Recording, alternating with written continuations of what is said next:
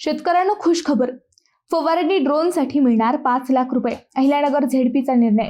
अहिल्यानगर जिल्हा परिषदेने शेतकऱ्यांसाठी नाविन्यपूर्ण योजना हाती घेतली असून या योजनेअंतर्गत फवारणी ड्रोन खरेदी करण्यासाठी 5 लाखांचे अर्थसहाय्य दिले जाणार आहे. असा निर्णय घेणारी अहिल्यानगर ही राज्यातील एकमेव जिल्हा परिषद आहे.